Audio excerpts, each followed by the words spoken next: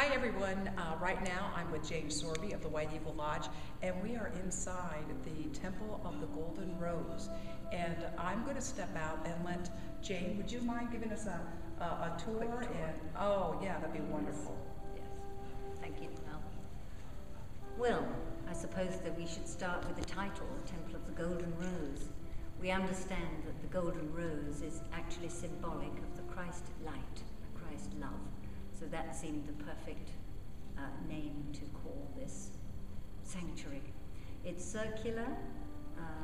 We understand, of course, God is an infinite presence, has no beginning, no end.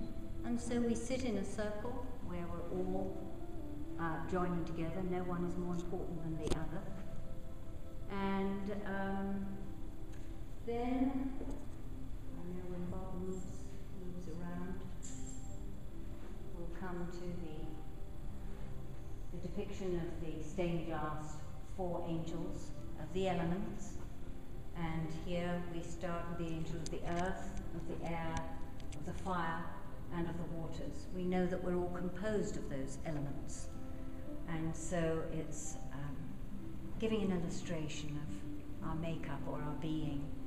And in the center of these beautiful, beautiful depictions of the angels is our full symbol. And again, you've got the circle of light.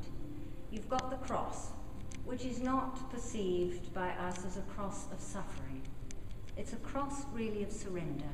When we have finally given up all our protestations and just said, thy will rather than my will, then there is a cross which becomes a cross, a way of life. The star in the center is made up of 2 equilateral triangles, the higher aspect of ourselves and the physical aspect. And we understand that when these 2 aspects of ourself are brought into perfect balance, then the rose blooms in the heart. And that rose is the rose of love. It's unconditional love and acceptance and of brotherhood of every other. So we feel within this symbol, it gives us every aspect of what we're striving, how we're striving to live. So I think probably that is, well, there's the aperture in the dome, which I suspect many people have looked at old of monks who have had the circle of their hair shaved away, and it was an understanding that it is through the crown that we receive the light, and so through the crown of our temple the light pours in. So I don't know whether you would like to end there.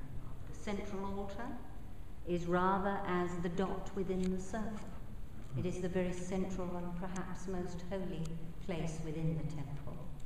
And we always light the light on a Sunday in the heart of this temple, remembering that that light shines within every one of us. And that beautiful light is the light of Christ. So this little central altar is lit with that in mind.